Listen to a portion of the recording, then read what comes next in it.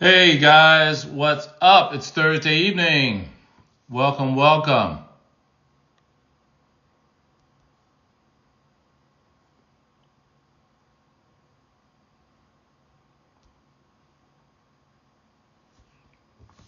All right.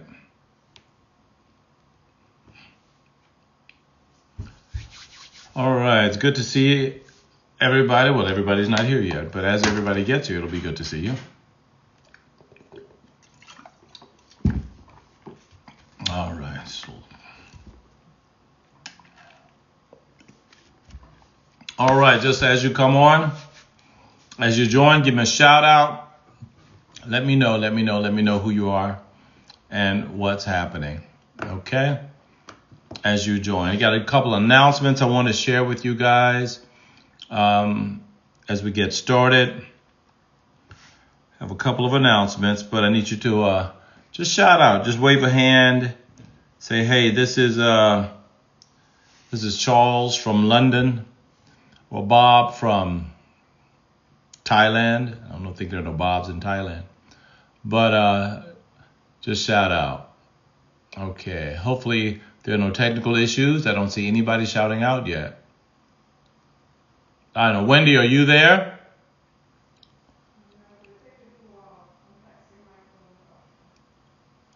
Yeah, I think you guys did get a notification. I saw a notification go out.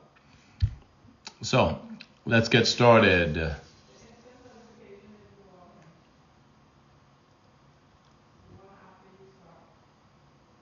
Okay. So we did not get another invitation. We got the one. We didn't get a second one. Okay. All right.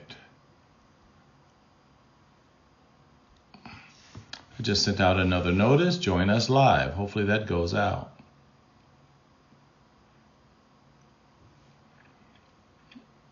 All right, we're just going to wait another moment. We want to make sure people are populated. People are online as you prepare. All right. Hey, what's up, people? All right. Good evening. What's happening? Yeshua's there, Leslie. All right. Now, I just want to warn you, or rather just notify you, that you may be seeing some strings from the last time. Sometimes it kind of gets a little muddy because we're 2 times a week, and sometimes, I don't know, for some reason, nobody really completely understands technology. Let's just be honest. Sometimes we have these little glitches, and it may happen, but just understand that it's we're in tonight. We're not in the last one. Okay, if that makes sense. Good evening. Let's get started. I'm ready to rock and roll. People will be joining as we move along. I just want to give you a couple announcements. First of all, thanks to those of you who did put comments in the scrolling, the chat area of our app. I challenge you to do that. I will do it every week. I will tell you to do it every week until I see consistency, because I want to hear from you guys. And the second thing is that if you're in Huntsville, Alabama on the 26th, in Huntsville, Alabama on the 26th of April, join me at our marriage conference on the 26th of April in Alabama, in Huntsville, Alabama, at the Oakwood University, my alma mater. I will be doing a marriage workshop for them on that day. There you can find some of the information on the Marriage Ain't for Punks IG page. So please look that up and come on out if you're in Huntsville, Alabama. If you're not in Huntsville, Alabama, if you're in Atlanta on May 17th, we're going to be having our marriage conference here. Our focus is going to be on men preparing for marriage. All right. So let's come out in droves and let's prepare ourselves to get educated and transformed. Okay. All right. Allie E., it's so good to have you back all the way from Althea, New York City. Althea, New York City? Is that the city, or is this New York City? Althea, is that your name? Okay. Well, anyway, it's New York City. You can tell I'm not a New Yorker. So I'm not sure. But at any rate, let's jump right into this. I asked you guys to bring out your questions, and in the initial or the earlier notification, it says we're going to be answering questions from the audience, and I'm hoping that you guys are out there because we do have some questions. I'm going to start off. I'm going to prime the pump. Hey, Yasmin, I'm going to prime the pump with a response to a question. But regardless, I want you guys to jump right in and let me know if you have any comments, questions of your own that we can attack this evening. First of all, there was a comment, I guess, that came to me, and I want to share it with you in the form of a question. Look, when you meet somebody, whether you're dating or you're marrying them or what have you, you meet that person as they are. And you grow in love with them as they are. Is it fair? Is it fair when a person changes and all of a sudden they're not the person you married?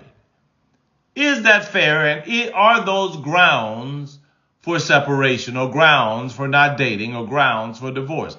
You are not the same person I'm married. I'm out here. We change. You hear it in language like this. We've grown apart.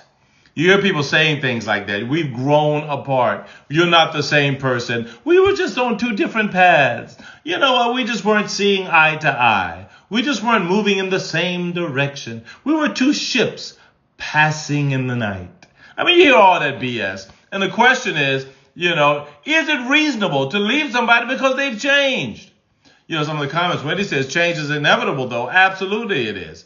Allie says growth is good, but hopefully you remain aligned. Now that's important. If you stay the same person, that's a problem. Absolutely. And Yeshua has an interesting take. Only if it's a sex change. Wow. Thank you for that. Only if it's a sex change. I'm just saying. All right. How bad do you want to get back on the same page? That good question. Good question. So then the question is, if someone has changed and now you're on different pages, there's a reason for that. It's called maturity. It's called living. It's called living and growing. And you're absolutely right, Leslie. You're supposed to be growing together. And the interesting thing is we don't expect people to change in relationships. And I think it's probably the most narrow-minded, the most myopic way of entering into a relationship where you don't expect your significant other to change. And we hear it in music. Oh, my God. We hear it in music. Who sings that? Billy Joel. Don't go changing, trying to please me. Really? No, I want you to change and try to please me. I love you just the way you are. Yes. I do love you as you are, but hopefully you will change and I'll love that person too. And then there are other people. There are other songs that are out there, don't change the color of your hair, don't you? And all that. Come on now. People grow and people change. So that's just one question that came out. The problem is that the changes is you getting worse, not better. Yeah. And that's a challenge if you're changing for the worse. But let's think about that. If you're changing at all, and there are some things that might be worse than they used to be, what about it? What about that? What about if you change and you're not the same kind of person? Let's say you've gone through life, you've lost both of your parents, you lost maybe family members, you may have lost a best friend, you may have gone through a bankruptcy. I mean, could have been any number of things that sort of just tweak your personality. And now you're a little bit more morose than you used to be. Is that a problem? And is that a reason for you now to talk about moving apart from each other? How do you maintain connectivity as you change? That's a great question. When he says, I'm all for progression, it's rooted in change, but regression might be confusing to me. I hear you, but it's not regression, it's redirection. Okay? It's not regression, is going back. Now, if I'm going back to immaturity or childhood or something like that, but if I'm just redirecting and I'm not going in a positive way that you thought I was going in, well then, okay, fine. That's something that can be worked out. It's all about learning each other. And I want to deal with Yeshua's question. How do you maintain connectivity as you change? That is so important, people, because as you're changing, it is so vital that you notify each other that you've changed. To maintain connectivity, you must notify each other. And this sounds so simple, right?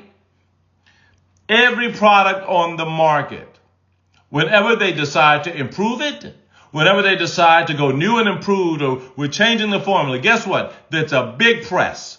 They're going to let everybody know the new and improved Coke, the new and improved this or that. I'm different now. We've changed the formula. We're going in a different direction. You let people know that. It's the same in relationships. When something changes, it is incumbent upon you, if you're going to stay connected, to notify each other. And it is as simple as that. Sometimes you may not even recognize that you've changed. Sometimes you may not even recognize that there's, I'll be honest with you, there's some things, sometimes my wife has to let me know, you're different than, I'm like, you know what, you're right. I didn't even know I've changed. I didn't know that I don't like the same things I used to like. I didn't know that some things bother me now that didn't bother me. I didn't know that I was more accepting of some things. Because as life happens, as life be lifing, you just caught up in it. And you don't have a checklist of everything that's happening in your world. So sometimes you have to stop, and as you're notified that you're different, you have to acknowledge that, look at it, and then talk about it. And sometimes you got to notify, if you do notice it, you got to just notify each other. You know what? I think that I'm different now. My sense of humor has changed. You know what? I'm becoming more of a homebody now. I don't, it was funny this morning. I was never really a big proponent or big lover of hot coffee. My wife made me a cup of coffee this morning, and I walked in and put it in the microwave. She's like, "What are you doing?" She said, "That's not you." I said, "I know, right? I kind of like hot coffee now." What happened? I don't know. It just happened, man. Because life be lifing, and we be changing. You see what I did there, right? But that's just the way it is. Yasmin said communication and transparency is mandatory. And sometimes I think, we want these big, psychological, academic answers, clinical solutions. Sometimes it's really simple. You have to communicate honestly and openly with your partner as to what your new needs are. You have to communicate honestly and open with your partner as to what your new needs are. They may not be the same anymore. And you got to just talk about it. That's it. You got to just talk about it. What about if you gain weight or get really fit? Those changes affect the relationship too. If you get really fit, how that's going to change? I mean, I guess it could, since I'm really fit now, baby. Thank you for the compliment. But no, but yeah, those things change also. And as far as the weight thing and all that, sometimes, especially with women who've had children, men might, you might want multiple kids. You have kids now, and look, you've gained some weight. Yes, you've changed, but you have to always balance change with the realities that are going on in your life. Okay, if my change is commensurate with what I'm going through, if my change is reasonable to what I'm going through, if my change makes sense based on what I'm going through, then you accept that change. But if my change is out of the ordinary, some wild, what the heck, man, you smoking crack now? Maybe that's a little extreme, but your change is so different, okay, that it's noticeable. That's a little different, okay? So that's the whole idea behind change. That was that question. If you have some other questions, we're willing to hear them as we continue. We're willing to hear those questions because I want to give you a chance. Sometimes it's easy to just spout stuff, but I always do this. Even in my church, we do this where I'll stop sometimes. I ask people questions because it's important to me that you're understanding what we're talking about, and that I'm not just giving you stuff and it's falling on deaf ears or ears that are not even necessarily are receptive, or it's not something that's really, it's scratching where you itch. Okay. Some people feel like certain topics are dumb to talk about. Like your husband got really fit and looks extra good, and now you feel a little insecure or something. Yeah. Baby, you're not sharing that about me, are you? No. But I think sometimes, and thank you for that, honey, but I think sometimes it may even work in the opposite, maybe a little bit more. Maybe there have been many studies out there where men, and I guess women too, but I just know about men, where men have actually contributed in making sure that their wives stay overweight to keep them in a place where others are not attracted. So they feed them. You find that a lot with people who are enablers, with people who are morbidly obese. They keep feeding them and feeding them and feeding them because that person now needs them, and it's sort of a twisted dependency. Okay, so that requires some serious intervention. So yeah. So it's good that all topics are broached. Absolutely. Yasmin says, yep, emotional immaturity is a big red flag for me. So let's talk about what that is. What exactly is emotional immaturity? And I know it's thrown out quite a bit. We talk about that, what emotional immaturity is. Let's break it down a little bit. Emotional immaturity. Emotional immaturity is the inability, basically, to recognize growth. It's the inability to recognize your growth and anyone else around you. Emotional immaturity is not understanding social cues. Emotional immaturity, it's a very wide swath of definitions here. Emotional immaturity can be a person who doesn't know when to take something seriously and when to joke. When to be proper and when to be improper. Okay, it's about social standards and emotional standards and relationship standards and knowing how to balance those things. That's the crux of what emotional maturity is. And if a person is emotionally immature, they still think that things that happen in their childhood are funny, or they still think that they have not grown to their chronological age. Their emotions have not grown to match their chronological age. If that is a thing, then yes, that's a problem. If you're dating someone who is still regressed and they have not grown to their chronological age, first of all, if it's a guy, have him to sign up for Mentoring Manhood. But if it's a woman, she needs counseling, and she also can be in the app as well. Wendy says change in jobs, housing, family structure, all those are huge changes that people don't realize they have to communicate about. Absolutely. And we often teach people that, listen, every time something drastic or something minor, it might never be drastic, but every time something happens in your life, it changes you. And it's important for you to understand this.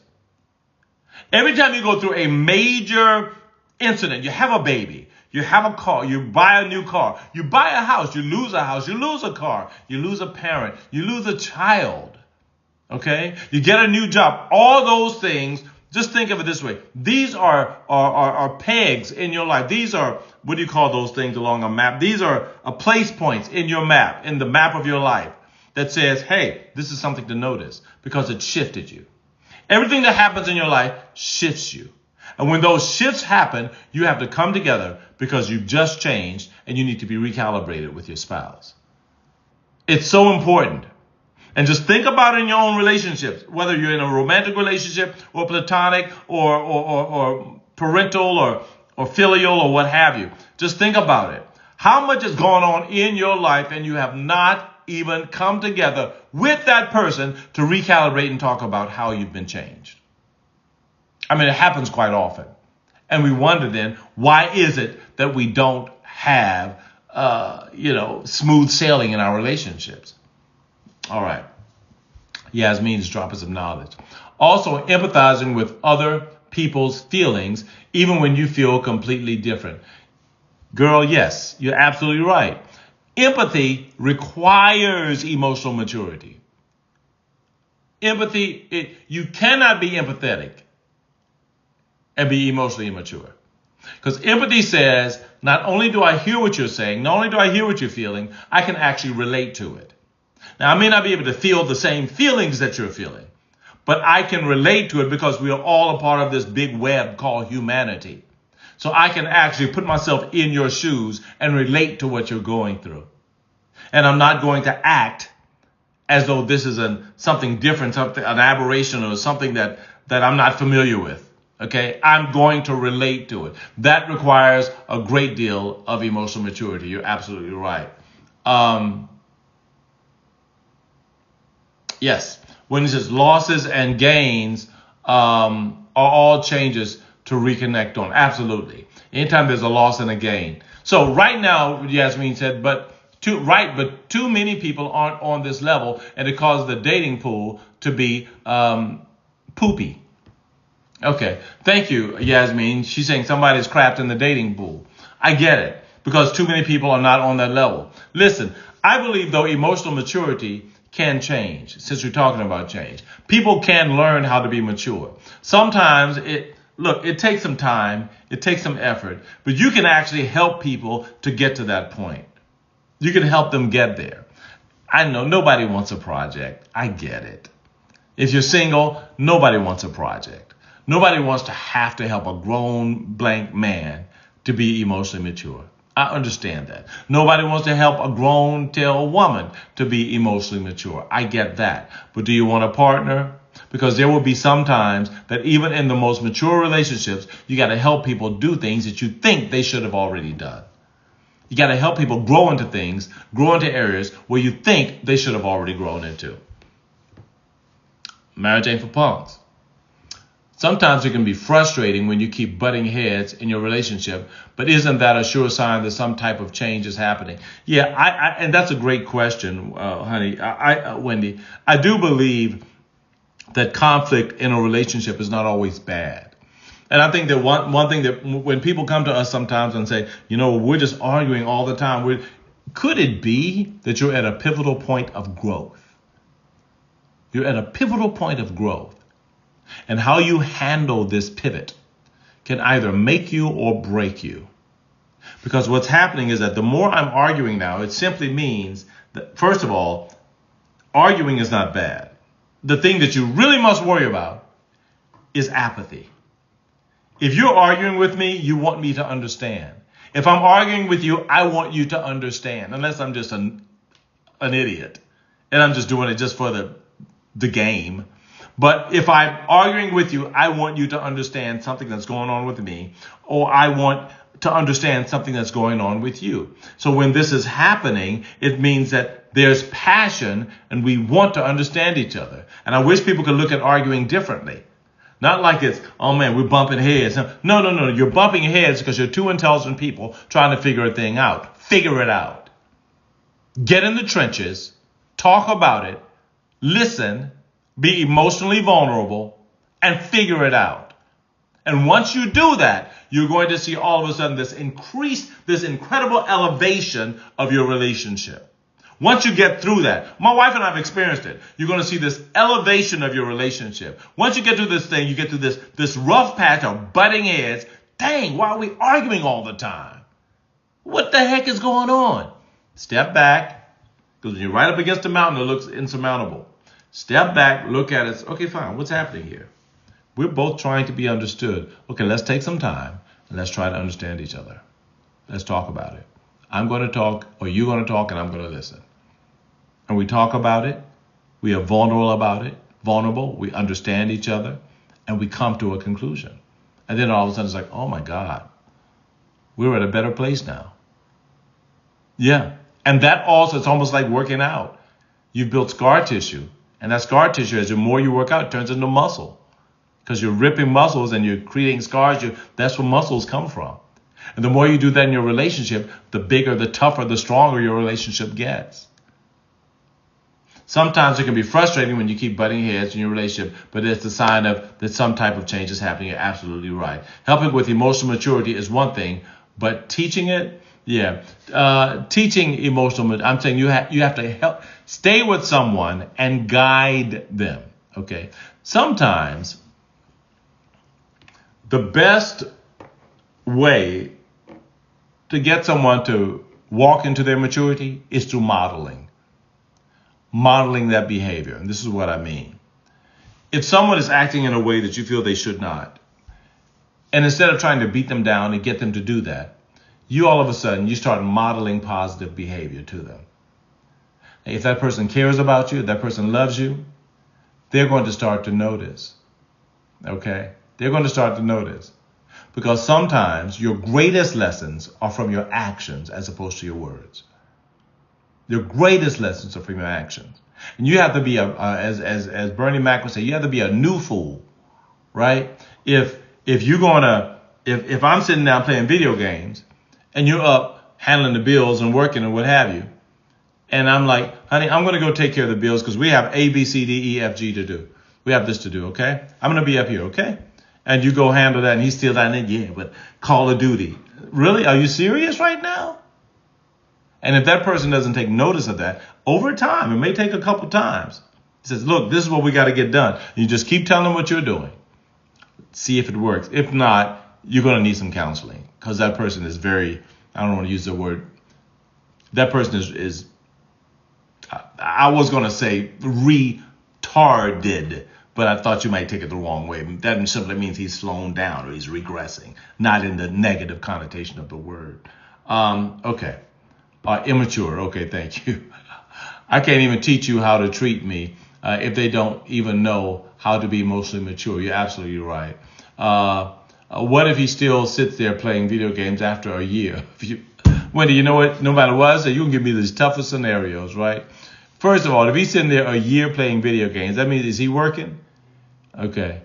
Is he working? Does he have a job? If he's still there, he needs counseling. I suggest if that person is addicted to video games, because there is an addiction going on there, that you have him to sign up for Mentoring Manhood, and we're going to whip his tail in shape. All right? All right. Yes, I don't mind video games. It's the oh my God, lack of commitment and poor communication. Yeah, stonewalling is called one of the four horsemen of a relationship. One of the four horsemen that leads to the demise of a relationship. Stonewalling, contempt. Then there are two more I can't think of them, but it leads to the demise of a relationship. And I think it's stonewalling is where you intentionally are not talking, or you're avoiding the question, or you're making the other person sound stupid, or you're trying to make them think that their opinions are crazy. It's sort of like gaslighting. It's toxic. It's toxic. And if a person is stonewalling in your relationship, suggest counseling immediately. Okay? All right. All right, guys, that's about it.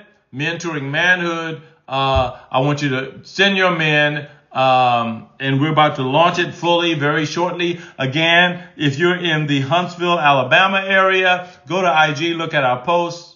On April 26th, I will be there doing a marriage conference. On May 17th, we will be in Atlanta doing a marriage workshop. These are workshops. I call them conferences. And then we will be in Houston, Texas, Dallas, Texas, Chicago, Illinois, and the list goes on. You will be hearing more and more and more about it, okay? God bless you guys. Can't wait to talk to you on next week. God bless. Be safe.